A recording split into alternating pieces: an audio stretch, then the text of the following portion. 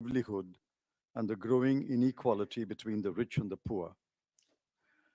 Let me begin by pointing out with regret that the FM has not mentioned the words unemployment, poverty, inequality, or equity anywhere in her speech. Mercifully, she has mentioned the word poor twice in her speech. I'm sure the people of India will take note of who are in the concerns of the government and who are not. Let me turn to the numbers. Last year, the government estimated the GDP for 2021-22 at rupees 232 lakh 14,703 crore, and assuming a nominal growth rate of 11.1%, projected the GDP for 22-23 at rupees 258 lakh crore. The GDP for 21-22 has since been revised upward to rupees 236 lakh 64,637 crore. In today's budget papers, the GDP for 22-23 has been estimated at rupees 273 7 lakhs 751 crore, which yields a growth rate of 15.4%, much above the earlier estimate.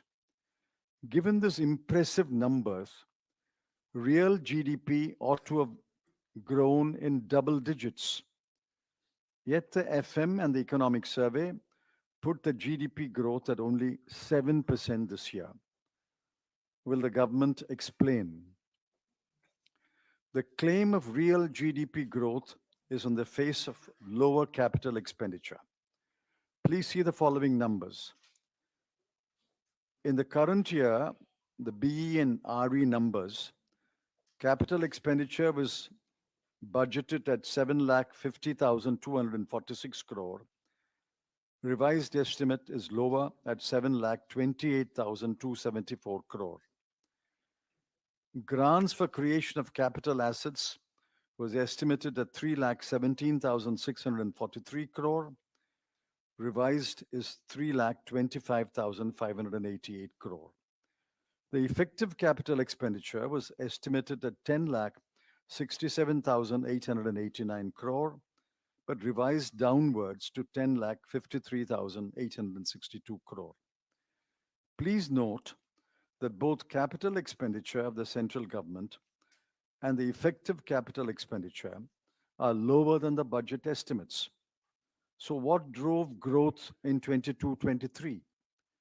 We know that private investment is down, exports are down, and private consumption is stagnant.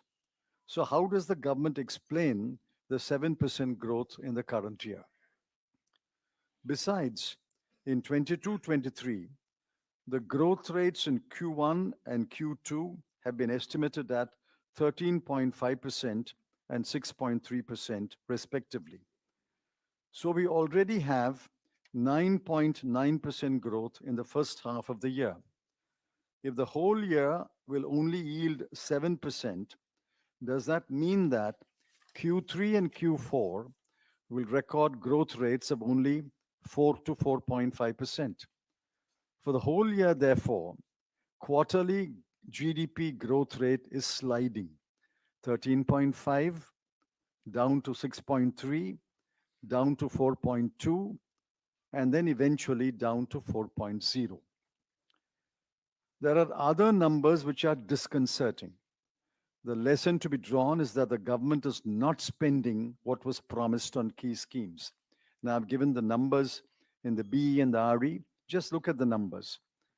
Agriculture and allied activities, 83,521 crore, down to 76,279 crore. PM Kisan, 68,000 crore to 60,000 crore. Education, 104,278 crore to 99,881 crore. Health, 86,606 crore to 76,351 crore. Social welfare, 51,780 crore to 46,502 crore. Urban development, 76,549 crore to 74,546 crore. This is shocking. Umbrella scheme for development of scheduled caste, 8,710 crore to 7,722 crore. Scheduled tribes, 4,111 crore to 3,874 crore. Minorities, 1,810 crore to only 530 crore. And other vulnerable groups, 1,931 crore to 1,921 crore. Now look at transfer to state. What was promised was 3,34,339 crore. But what will be transferred is only 2,70,936 crore. Where have the remaining 64,000 crore gone? No taxes have been reduced, except for the small number who have opted for the new tax regime. No indirect taxes have been reduced. There is no cut in the cruel and irrational GST rates. There is no reduction in the prices of petrol, diesel, cement, fertilizers, etc. There is no cut in the numerous surcharges and cesses which are anyway not shared with the state governments. Who has benefited by this budget? Certainly not the poor, not the youth looking desperately for jobs, not those who have been laid off, not the bulk of the taxpayers, not the homemaker, not the thinking Indians who are shocked by the growing inequality, the rise of the number of billionaires, and the wealth being accumulated in the hands of the 1% of the population. And certainly not you. You have not benefited by this budget. This much is clear. The government is determined to push the fortunes of gift city Ahmedabad at the cost of other commercial and financial centers. The government is also determined to push the new tax regime, for which there are few takers for a variety of reasons. Besides, making the new tax regime the default option is grossly unfair and will rob the ordinary taxpayer of the meager social security that he may get under the old tax regime. The Economic Survey listed all the headwinds that the world and India will face, but did not offer any solutions to face these headwinds. The budget speech did not even acknowledge the headwinds. The government is living in its own imaginary world. Three stark facts are acknowledged the world over. One, world growth and world trade will slow down significantly in 2023. For India, it will be 2023-24. Two, many advanced economies will go into a recession. Three, the global security situation, thanks to the Ukraine war and other brewing conflicts, will deteriorate. If all three materialized, what will the government do? What kind of burdens will that place on the people who are suffering owing to inflation and unemployment? There were no answers provided either in the economic survey or in the budget speech. This is a callous budget that has betrayed the hopes of the vast majority of the people.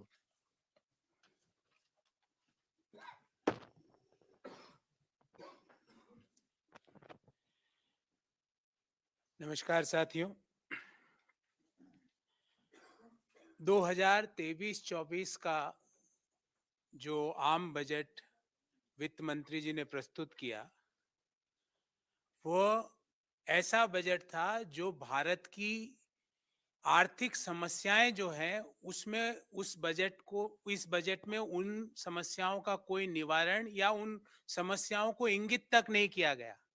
आप सब लोगों को जान के ताज्जुब होगा कि पूरे बजट में बेरोजगारी, गरीबी, आर्थिक असमानता शब्द का प्रयोग तक नहीं किया गया।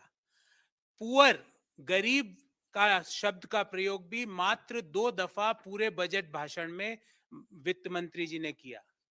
इससे ये समझ में आ जाता है कि ये आम बजट किसके लिए बनाया गया था और इसका फोकस कौन था।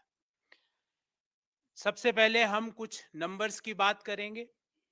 2021-22 में देश की जीडीपी 232,14,703 करोड़ वित्त मंत्री जी ने बताई थी और ये भी बताया कि नॉमिनल ग्रोथ 11.1% रहने की उम्मीद है। उसके अनुसार 22-23 की जीडीपी 258 लाख करोड़ रुपया होनी चाहिए थी, पर 2021-22 की जीडीपी को फिर रिवाइज किया गया। जो पहले 232.14 लाख करोड़ बताई गई, उसको 236.64 लाख करोड़ रुपया उसको रिवाइज किया गया। आज के बजट भाषण में जो मौजूदा वित्तीय वर्ष है 2022-23, इसकी जीडीपी 273 लाख करोड़ बताई। अर्थात अगर हम इसका विश्लेषण करें तो नॉमिनल जीडीपी में ग्रोथ होता है 15.4%। नॉमिनल जीडीपी में अगर 15.4% की ग्रोथ है तो रियल जीडीपी कम से कम डबल डिजिट में होनी चाहिए। वित्त मंत्री जी और आर्थिक सर्वेक्षण में इसको 7% पर बताया गया। क्या सरकार बताएगी कि ये 7% ही क्यों है? क्योंकि जो आपके बजट के जो रियल नॉमिनल जीडीपी के नंबर्स हैं वो तो कुछ और ही व्याख्या कर रहे हैं। दूसरी बात, जो सरकार का जो कैपिटल एक्सपेंडिचर है वो जो एस्टिमेट किया था मौजूदा वित्तीय वर्ष में 10,67,889 करोड़, 10.678889 करोड़, जबकि रिवाइज एस्टिमेट में वो 10,53,862 करोड़ हुआ। मतलब जो पूंजीगत खर्चा सरकार करना चाहती थी वो भी पूरा नहीं कर पाई। अब सवाल ये उठता है कि जब प्राइवेट इन्वेस्टमेंट गिर रहा है, एक्सपोर्ट्स गिर रहे हैं, प्राइवेट कंजम्पशन मोर और लेस स्थिर बना हुआ है, जो कैपिटल एक्सपेंडिचर है, पूंजीगत खर्चा है, वो गिर रहा है, तो ये 7% जीडीपी अचीव हुई तो हुई कैसे? इसका कोई व्याख्या इस बजट में नहीं दी गई।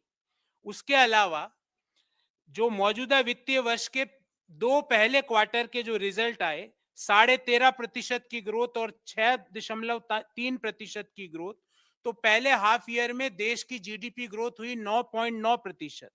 अगर हम मान भी लें कि 7% की जीडीपी ग्रोथ होगी तो आने वाले जो क्वार्टर 3 और क्वार्टर 4 है उसकी ग्रोथ 4 से 4.5% रहेगी। अर्थात मौजूदा वित्तीय वर्ष में क्वार्टर दर क्वार्टर देश की जीडीपी ग्रोथ रेट गिरी है। मौजूदा वित्तीय वर्ष के पहले क्वार्टर में 13.5%, दूसरे क्वार्टर में 6.3%, तीसरे क्वार्टर में 4 से 4.5% के बीच और चौथे में भी यही।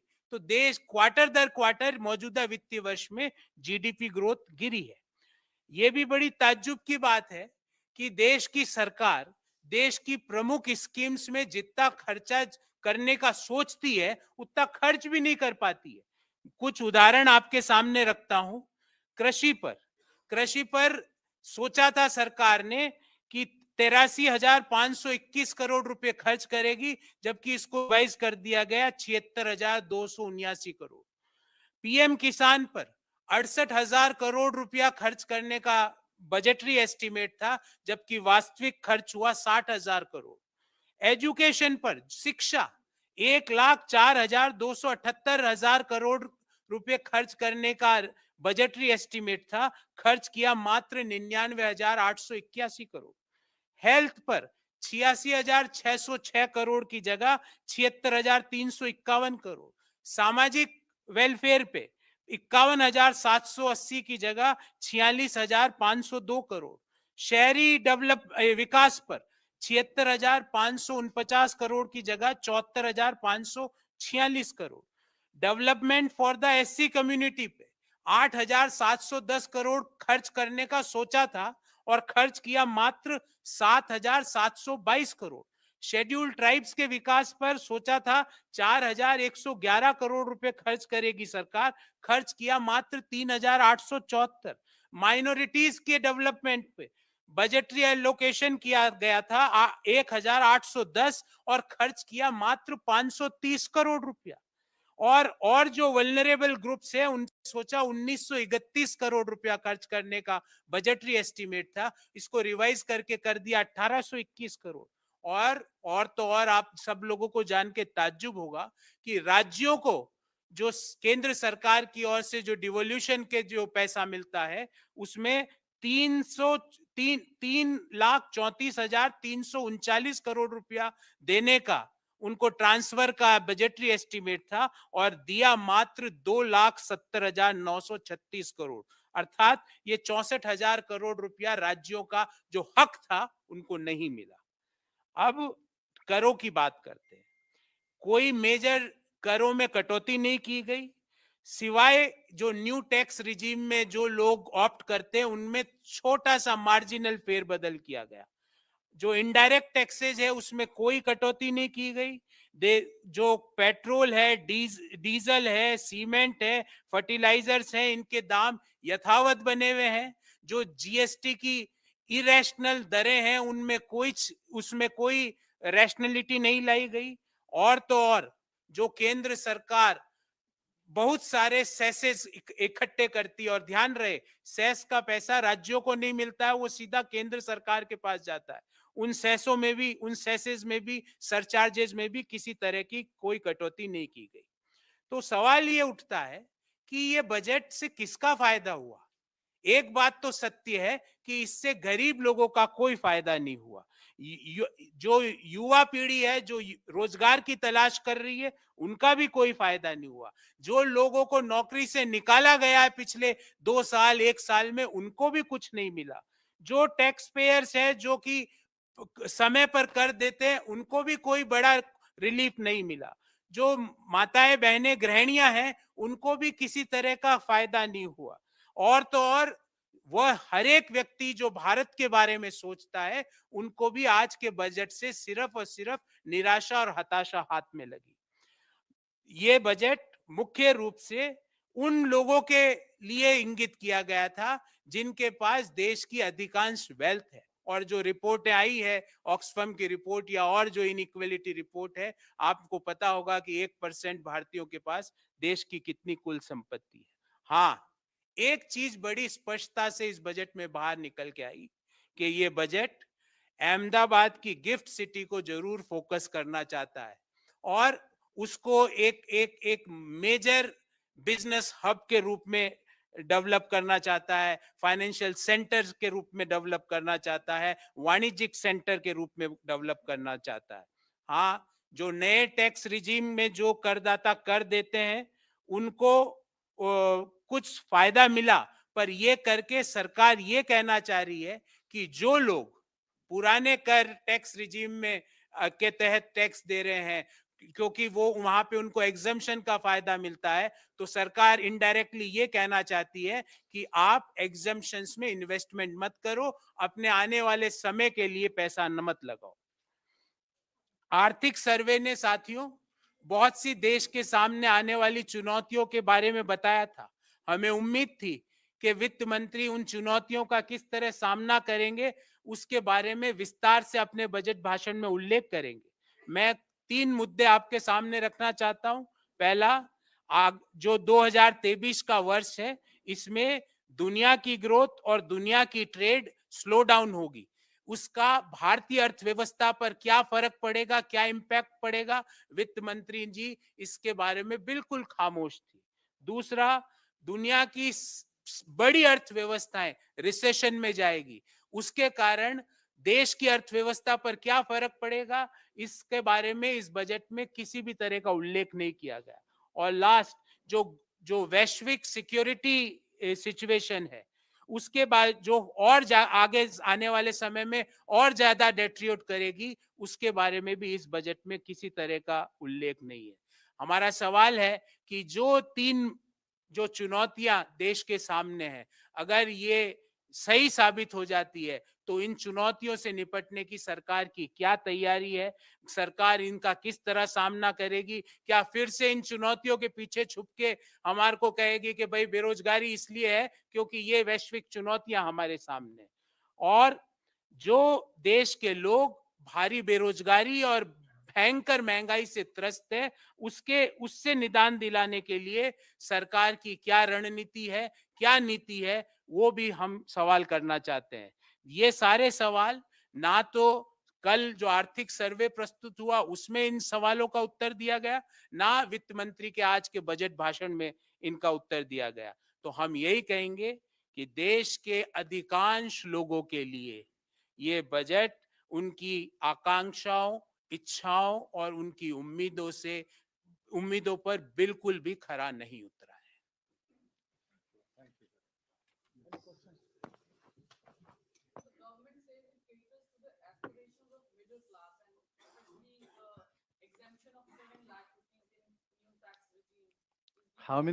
What proportion of taxpayers have moved to the new tax regime? The Income Tax Department is expected to release basic data every year. The last data that has been released is only for assessment year 2019-20. Why has the data not been released? How many people have switched over to the new tax regime? How many of you have switched over to the new tax regime? What about those who have not switched over to the new tax regime? Has there been 1 rupee benefit for them?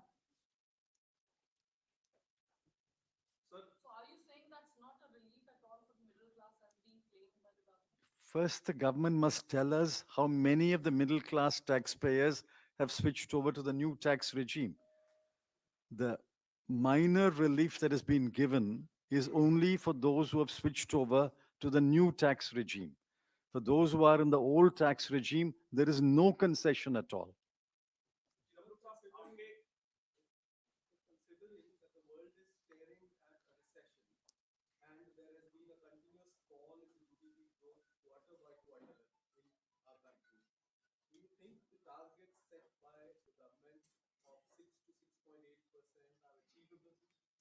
Targets are meaningless for this government. Look at the opening few paragraphs. They say nominal growth this year has been 15.4%. But they say real growth will be 7%.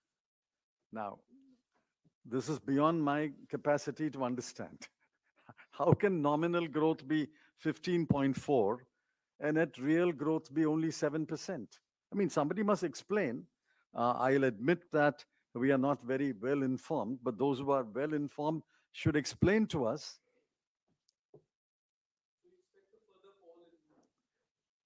The GDP growth is falling.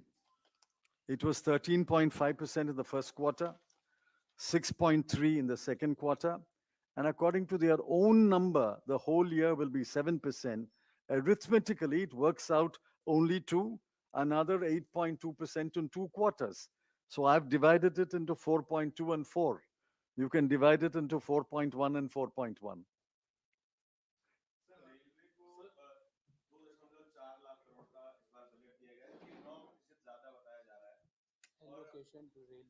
There's been increase.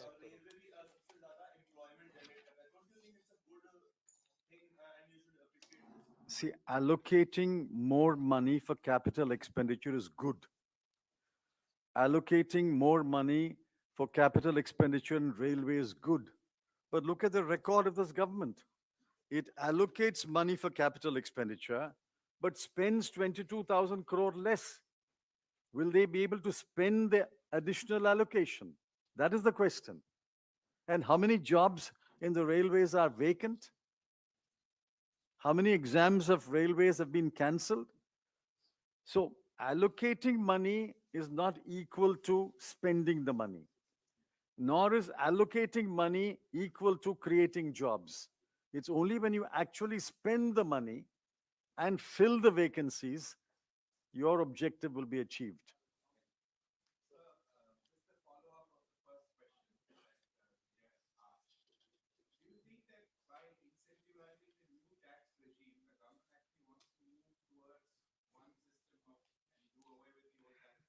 You are absolutely correct. That is their intention. But there is a simpler way of doing that. Just say after 3 years or 4 years, all exemptions will come to an end. Why are you taking this circuitous route? Simply say all exemptions will come to an end, say by 2027 or 2028, and it becomes one tax regime then. Why do you have a exemption tax regime and no exemption tax regime, and then say it's a default option? What is all this complicated exercise? The ultimate aim of the government is that tax exemptions should be abolished. Tax exemptions give some social security to the middle class today. If tax exemptions are abolished, then there must be another mechanism by which the taxpayer gets some social security. Sir Congress के सांसद कार्तिक चिदम्बरम जो आपके बेटे भी हैं उन्होंने तारीफ की है और उनके स्टेटमेंट की काफी चर्चा हो रही है आज जो टैक्स में कटौती हुई है उसकी उन्होंने तारीफ की है तो उस पर आप क्या कहते हैं? What's he saying? Karthik has said good things about this budget. Appreciate the budget. The tax exemption. He's welcomed the government's move of exempting 7 lakh rupees. That is his view. I don't know if he has moved to the new tax regime. I don't know. That is his view. How is the situation of the unemployment and income inequality in the country after seeing the budget in the overall state of the economy? Because Dr. Farooq Abdullah and other opposition leaders have said that technically there's no middle class, people have been pushed towards the poor class or towards many of them towards poverty. See, 5.6 crore people have fallen below the poverty line in the last 3 years, thanks to the pandemic and other reasons. Now, to assume that the poor will remain poor and 1% of this country will accumulate the wealth, that's an assumption which we reject as a cruel, cynical assumption. You have to reduce inequality. You have to ensure that the middle class grows. You have to ensure that more people below the poverty line go above the poverty line. Please read the Azim Premji University report. Crores of people have been pushed below the poverty line. And whatever middle class there is, you are denying any relief to that middle class unless that middle class taxpayer moves to the new tax regime. And that is a paltry relief. If you do the calculations, and that will burden this statement, you do the calculation, there is really no benefit except in the middle two slabs. There is really no benefit even under the new tax regime.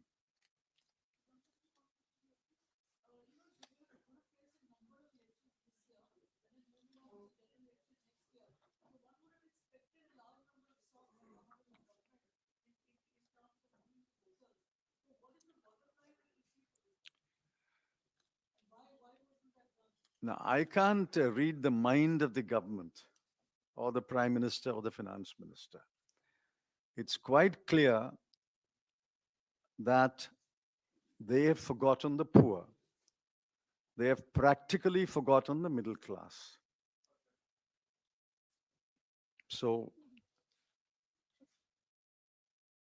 you can only conclude that they are relying upon other factors and other forces to win an election. Well, I don't know. This question should be put to the Prime Minister. Of course, I understand you will never give it an opportunity, but you put the question to the Finance Minister at least. This is about the Manrega actually. So various states are complaining because the wages are not given to the daily workers. But would you like to comment on this because there's no mention about Manrega? You see, what was promised is 100 days of employment a year. Now, the economic survey says the Manrega demand has increased.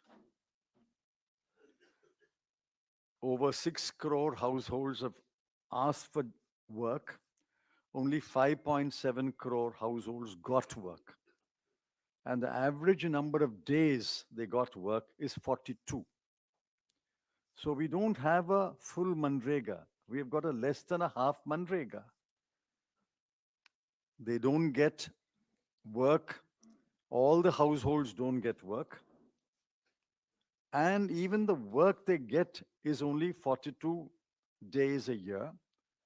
And every state is saying arrears of Maganrega wages are due. So actually, Manrega is being squeezed from all sides. Don't give work to everybody who demands. Don't give him or her 100 days work and hold back the wages. So it's being squeezed from all sides.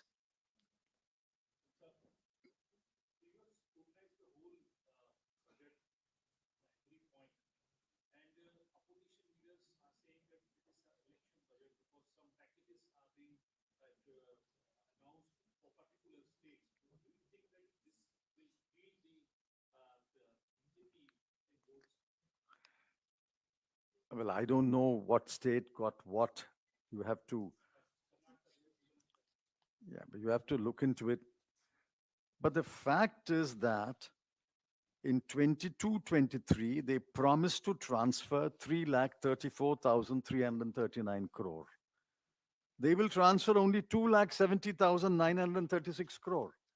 What is the use of announcing packages if money is not transferred? They have transferred, or they will transfer by 31st of March this year, 70,000 crore less than what was promised. Now, this is the budget number. They can't transfer any more because once this budget is approved, they cannot transfer anything more than 2,70,936 crore. So the state should be asking, where is the money that you promised us? You promised to transfer 3,34,000 crore. You are transferring only 2,70,000 crore. That is the question which chief ministers must ask. And I hope they will.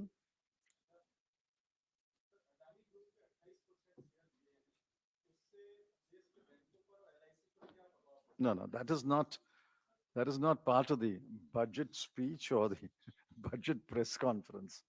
That you should ask separately. Anyway, the party has already made a statement.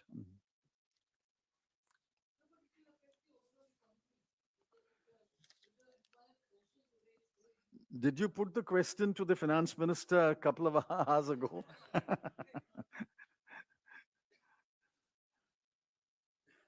other question?